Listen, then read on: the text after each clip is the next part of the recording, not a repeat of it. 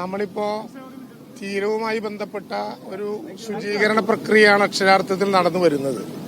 നേരത്തെ നിങ്ങൾക്കറിയാവുന്നതുപോലെ MSC ELSA 3യുടെ ഭാഗമായി കടലിൽ വീണ കണ്ടെയ്നറുടെ പ്രശ്നങ്ങൾ പരിശോധിക്കാനും പഠിക്കാനും വളരെ കർശനമായിട്ടുള്ള രീതിയിലുള്ള അന്വേഷണങ്ങളും പരിപാടികളും എല്ലാം നടന്നിരുന്നു.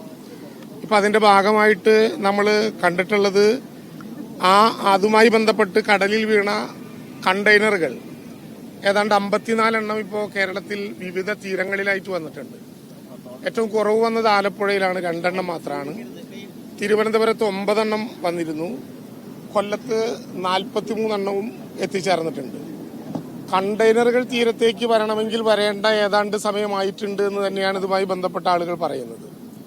കൊല്ലത്താണ് കണ്ടെയ്നറുകൾ അധികം വന്നു ചേർന്നതെങ്കിലും കണ്ടെയ്നറുകൾ തകർന്നത് മൂലമുണ്ടാകുന്ന വസ്തുക്കളുടെ വരവ് പ്രധാനമായിട്ടും തിരുവനന്തപുരത്തു നിന്ന് തെക്കോട്ടുള്ള തീരത്തായിരിക്കും എന്നാണ് ഇതുമായി ബന്ധപ്പെട്ട വിദഗ്ധർ ഇപ്പോൾ നമുക്ക് നൽകിയിട്ടുള്ള അറിവ്.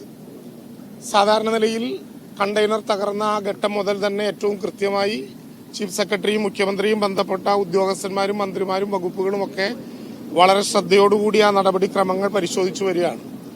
കപ്പലിൽ നിന്നുണ്ടായിട്ടുള്ള വെരി ലോ സൾഫർ ഓയിൽ കടലിന്റെ ഏതെങ്കിലും തരത്തിലുള്ള തീരത്തേക്ക് വരാതിരിക്കാൻ വേണ്ടിയിട്ടുള്ള ശക്തമായിട്ടുള്ള ഇടപെടലുകൾ കഴിഞ്ഞ ദിവസങ്ങളിൽ നടന്നിരുന്നു.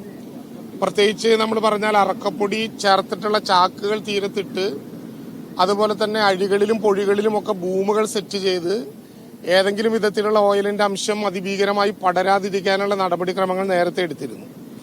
ഇതിന്റെ ഭാഗമായിട്ട് നേരത്തെ മുതൽ തന്നെ സാൽവേജിംഗ് കമ്പനിയുടെ നേതൃത്വത്തിൽ കടലിൽ വീണ കണ്ടെയ്നറുകൾ ശക്തമായി എടുക്കുകയും മാറ്റുകയും ചെയ്യുക എന്ന നടപടി ആരംഭിച്ചു കഴിഞ്ഞിട്ടുണ്ട്. എന്നാൽ അതോടൊപ്പം തന്നെ മറൈൻ എമർജൻസി റെസ്പോൺസ് ടീമുള്ള ഇന്ത്യയിലെ തന്നെ ഏറ്റവും പ്രധാനപ്പെട്ട കമ്പനികളിൽ ഒന്നായിട്ടുള്ള വിശ്വകർമ്മ ഇന്നലത്തോടുകൂടി കമ്പനിയുമായി ഒരു അഗ്രിമെന്റ് വെച്ച് കപ്പലിനകത്തുള്ള വസ്തുക്കളും കപ്പലിൽ നിന്നുള്ള ഓയിലുകളും മാറ്റുന്നതിന് വേണ്ടിയിട്ടുള്ള ചുമതല അവർ ഏറ്റെടുത്തിട്ടുണ്ട്. അതിന്റെ ഭാഗമായിട്ട് പോണ്ടിച്ചേരിയിൽ നിന്നുള്ള അവരുടെ കപ്പൽ ഇന്ന് ആ സ്ഥലത്തെത്തിച്ചേരും എന്നാണ് നമുക്ക് കിട്ടിയിട്ടുള്ള അറിവ്.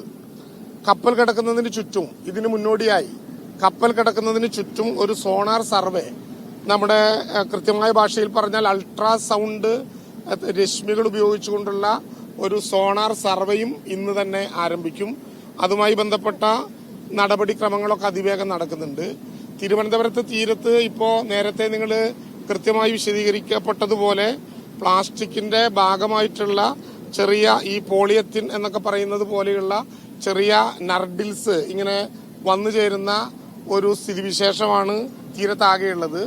അത് സ്ഥായിയായി ഇവിടെ കിടക്കുന്നത് സ്വാഭാവികമായിട്ടും ഉണ്ടാകുന്ന പാരിസ്ഥിതിക പ്രശ്നങ്ങൾക്ക് ഇടവരുത്തുമെന്നും വീണ്ടും കടലിലേക്ക് പോകും എന്നുള്ളത് കൊണ്ട് പരമാവധി അത് മാറ്റാൻ കഴിയുന്ന വിധത്തിൽ സന്നദ്ധ പ്രവർത്തകരെ ഉൾപ്പെടെ വെച്ചുകൊണ്ടുള്ള ഒരു പ്രവർത്തനമാണ് തയ്യാറാക്കുന്നത്.